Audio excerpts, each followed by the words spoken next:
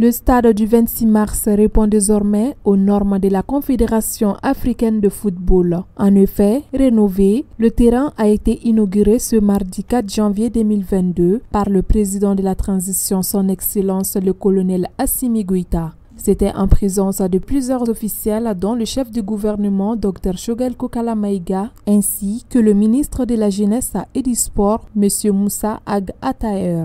Suspendu depuis mai 2021, en même temps que 22 autres stades à travers le continent pour non-conformité aux normes internationales pour abriter les éliminatoires de la Coupe du Monde Qatar 2022 Zone Afrique. Le stade du 26 mars offre un nouveau visage avec plus de 50 000 places.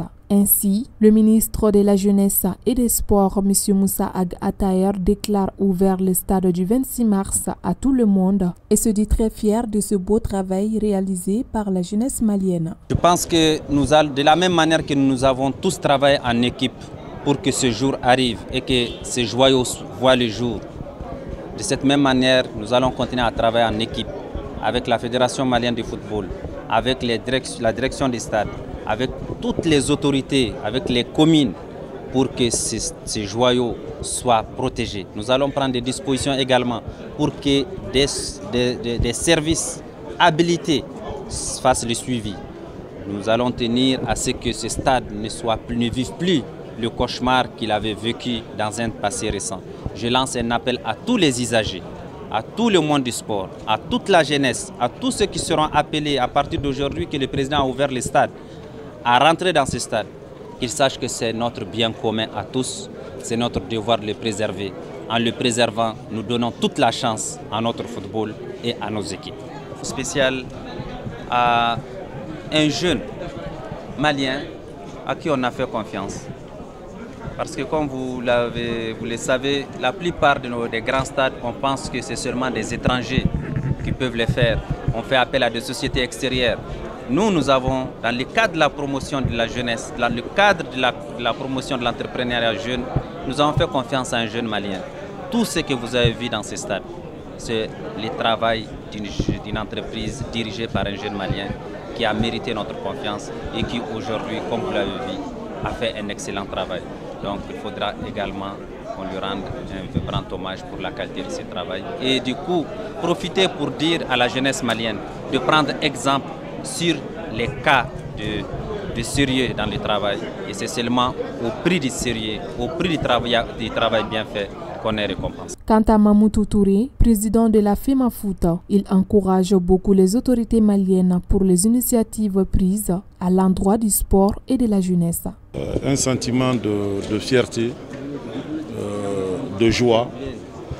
Aujourd'hui, je pense que les acteurs du football malien sont très contents et très fiers.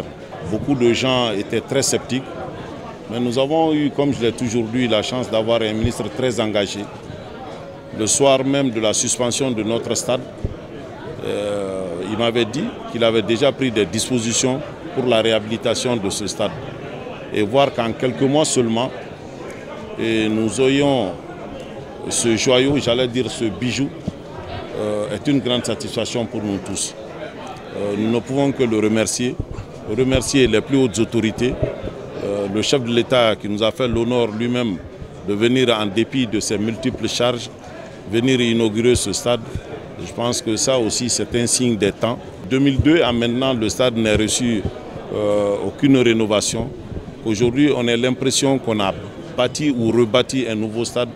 Je pense que nous devons tous nous mettre ensemble pour faire en sorte que ce stade puisse résister à l'usure des temps et que nous nous donnions la main, comme l'a dit le chef de l'État, pour soutenir la jeunesse malienne à pratiquer le sport dans un esprit sain et dans un corps sain.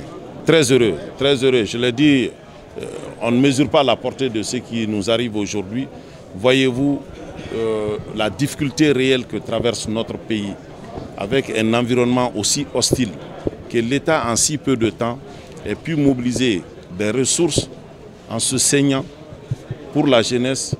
Nous nous devons très sincèrement de soutenir nos autorités pour cet effort qui a été combien de fois noble et que nous devons saluer à sa juste valeur.